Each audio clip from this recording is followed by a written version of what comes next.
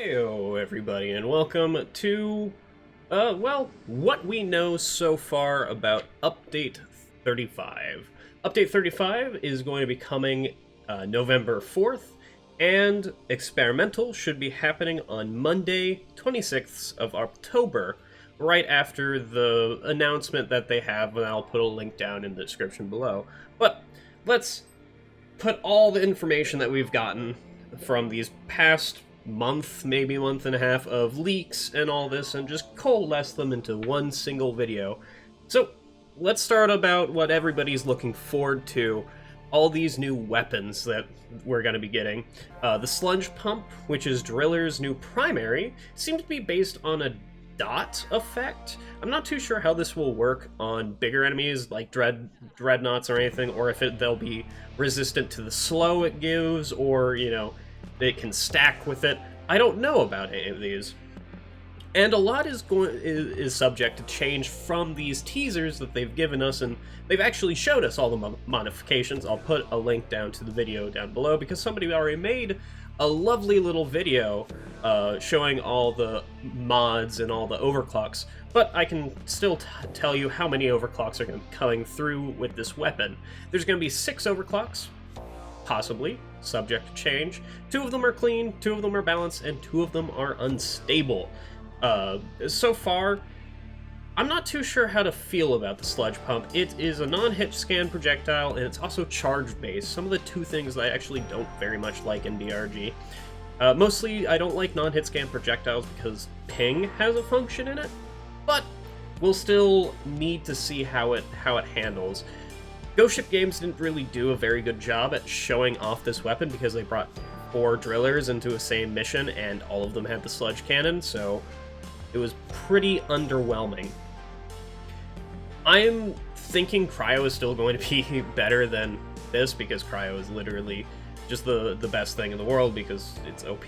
But in any case, it will shake up the meta somewhat, and because this thing exists, it'll make fire builds better because Cryo isn't going to be as picked as often because now we have a 33% chance, technically, of getting of getting specifically Cryo, technically. But in any case, moving on to Scout's new weapon. Scout's new weapon is Drac. It's a plasma carbine, seeming to be very hit-and-run based and very quick. I really do like this weapon, even though that's non-hit scan weapon. It's very close range, it fires very quickly. It's also based around the overheat mechanic that EPC and Minigun both have. Now, it is more based on this overheat mechanic than those 2 will ever be because it has a bunch of mods and a bunch of overclocks based on being in the red and based on overheating. These things are actually very interesting, and also there's a balanced mod for it that will regen ammo when you overheat, and there's also an aggressive venting mod on it. These things are very interesting, and I really wish we can see the numbers. Of course, every single one of these overclocks that do, like, hey, I add blank to it, like, I add ammo into your gun whenever you overheat. It doesn't say how much ammo. It doesn't say any of this. This is what I really dislike about DRG and Ghost Ship Games, is that they don't tell you the exact numbers, and we'll have to wait for data miners to actually get the information out and give it to the public, because DRG is never going to do it. Which is fine. Whatever. This gun has 7 overclocks, 2 cleans, 2 balanced, and 3 unstable. One of the unstables, which is a shield-based one, that does more damage based on your shield being full, I see this as being probably either the best overclock in the game, or the worst overclock in the game, depending on how it works. So why I see it being on the worst overclock in the game is most of the time you're in normal DRG play, you're not going to have a full shield as Scout. That's just not going to happen. So you're going to be getting very little use out of this overclock. We'll see how it goes, and also in Shield Disrupt, you're just not going to get any use out of it whatsoever. So hopefully it's been tweaked, but we'll see about that. The next one is Gunner's Weapon, the Hurricane Guided Missile Launcher. This thing is, I don't know. So how it works is that you fire a missile and it steadily gains velocity as it goes into the air, and you can guide it to land it in the middle of swarms and all this. It has 7 overclocks, 3 cleans, 2 balanced, 2 unstable. I want to see how this thing functions with ping, because if you're not playing host, like another object that has high velocity is hyperpropellant. And if you're not host, things get funky with that thing. So I want to see how funky things are going to be getting with this abomination of non-hit scan weapon. It's going to be great.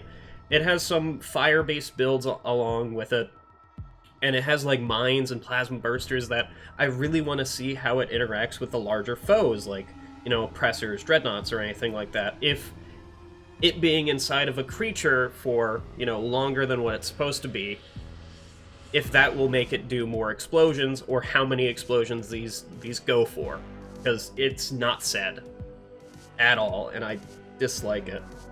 There's also a mine layer in one of the balanced. We'll see how this goes, but I really want to see how it's handled with like high ping, not just like, you know, 100 ping. I want to see how it's handled on like 300 ping, like you're playing with an Australian or something. Not to be offensive to Australians, but I hope they have to, in like these weapons release, and there's a problem with all of them being non-hit scan weapons, and they have to fix the netcode for the non-hit scan weapons so that hyperpropellant is better, and all of these get better, and pipelines get better, and also driller axes no longer just phase right through things on pipelines. I hope that happens. I know it's a terrible thing to hope for, but I hope it happens. In any case, we're gonna see how this goes, and it's gonna be great. Next gun is the Loki 1 gun for NG. It's a submachine gun. It's a smart rifle that most of its mods and most of its, actually all of its overclocks are based on the charge mechanic that is a lock-on. And people didn't really like this whenever it first released. I'm going to be very interested how this plays into NG's normal kit, and if it's going to be a run-and-gun weapon, or if it's going to be a stationary, you stand your ground. Because the Stubby is a very run-and-gun, and the whatever the hell it is, the Warthog is very stand your ground. So I'm looking forward to seeing if any of this, or if it has any turret modifications on it, because again, this was teased a while ago. They might have scrapped some ideas and put in like a new overclock or something. This has 6 overclocks, 2 clean, 2 balanced, 2 unstables. It even has a Bullets of Mercy style overclock, which I'm very interested to see. I think it actually did have the damage on there, and that was like 20% damage, which is a rarity for Ghost Ship games to actually have, hey, we deal this much more damage. Which I am very, very, very excited for. We'll see how this handles. I know the lock-on mechanic is going to be interesting to play around with, because you can angle your gun to make it so that the bullets, because you can see the trajectory that the bullets will make. So maybe it's not actually a hit scan. Maybe it is. Well, we won't know. I mean, it is. But in any case, you can make it. You can force it to do weak points by just moving yourself along with like your angle of fire. You can also make it all hit a wall, but you know that's also a thing. So all in all, we're getting 26 overclocks, possibly. It could very well change, because these things were teased a very long time ago.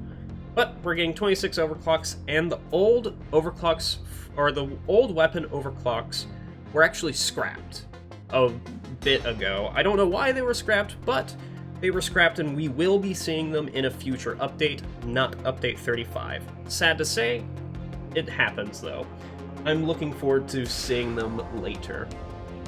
Another big thing that we're getting is new loadout slots, because everybody was going to throw just the biggest hissy fit if these didn't get added, and I would too. But yes, we are getting new loadout slots. Do I know how many? Absolutely not. I hope for the minimum of 5 loadout slots now instead of 3. That's my hope, is just a minimum of 5. It'll be fine if there's more, it'll be fine if we get a minimum of 5. Anyway, moving on to the new mission. Let's go. The new mission type seems to be dealing with robotic enemies, and we have what seems to be emulations of Hoxus life. Like, we have a silicate harvester, we have what seems to be a Corlock sprout, maybe a stabber mine and a spitballer all had a little robotic baby and it hates you for whatever reason. But these are definitely not DRG tech. They don't look like DRG tech, and they're definitely made by somebody else. Whether this be R&D made of AI, and now we're going to go shut down a facility with an AI in it, and just this is one little hive of the AI that it has like spread its little roots throughout Hoxus, and we have to go shut down these rogue AI stations. That'll be fun, and this is what the AI has been doing on Hoxus, is building these robots to emulate Hoxus life and trying to best basically take over the planet. Or it's going to be a rival mining company that sent robots down and now we have to break them because this is our planet, get off of it. Both of those ideas are very interesting. Some of the things that you can see is like there's actual numbers in that little data stream. Like, you throw down the little data thing and it starts uploading. There's little numbers flying around, which is very interesting. We have a turret, we have drones, we have that little Cylon thing. All in all, this is what I'm looking forward to. And also, they haven't really talked about the big triangle that they've teased through all of this. They haven't talked about that. It's even in the background of their premiere that's happening, which I'm guaranteeing is a boss fight. Not even 100%, but I am guaranteeing it 60% of the time. It works every single time that this is going to be a boss fight. I am hoping that it's going to be either have Omen-style modularity, like Omen, so that like all of its attacks can be, you know, not every single one is going to be the same. That's what I'm hoping. Or it's going to be like Omeron, and these like sections of Omeron can be like, there's 6 possible phases, but only 4 of them can be in the mission at a time. That's also what I'm hoping, is just some mixing up. Because a lot of the older missions, the only mix-up for them is the terrain, and to a certain extent the spawn list that can go around with it. But Omen and Escort are the one thing that doesn't change all too much. It's still going to be the same slow Doretta and same Omeron fight. So I hope that this new mission won't become that.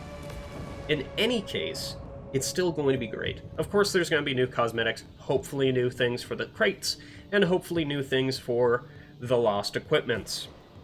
All in all, it's one of their biggest updates that they've done, because we have, I'm just going to say, 5 guaranteed new enemies. The triangle is definitely going to be an enemy. We have 4 new guns. It's going to be big. In any case, I'll see you on the 26th, whenever I finally do my...